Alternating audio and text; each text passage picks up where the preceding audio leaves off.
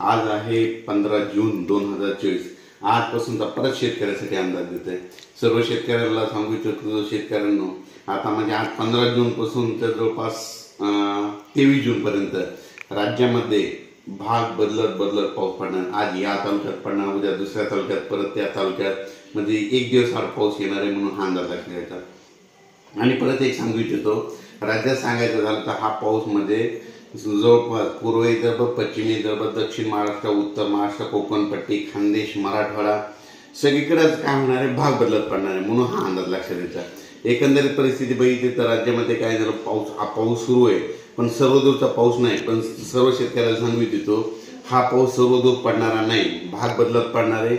आज या तालुक्यावर पडेल, आज या गावावर पडेल, तर उद्या दुसऱ्या गावावर पडेल म्हणून हे अंदाज लक्षात येतात। आणि सर्व शेतकऱ्याला सांगू इच्छितो, मग नेमका पाऊस कधी येणार तर तुम्हाला एक सांगू इच्छितो, राज्यामध्ये म्हणजे सांगायचं झालं तर 25 जून पासून म्हणजे 25 ते 30 जूनच्या दरम्यान राज्यात सर्वदूर मोठा मुसळधार पाऊस पडणार आहे म्हणून हे अंदाज लक्षात येतात।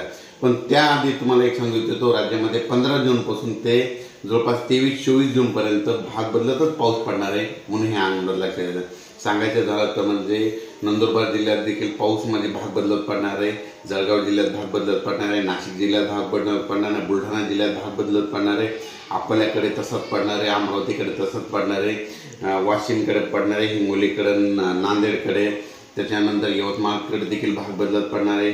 आणि त्याच्यानंतर सांगायचं झालं तर हिंगोली, परभणी, बीड, संभाजीनगर ह्या भागात देखील भाग बदलत पडणार आहे। त्याच्यानंतर सातारा, सांगली, सोलापूर, पंढरपूर या भागात देखील भाग बदलत पडणार आहे, नगरकडे देखील भाग पडणार आहे। म्हणजे सांगायचं झालं तर पुणे नगरपर्यंत सगळीकडेच भाग बदलत पाऊस पडणार आहे।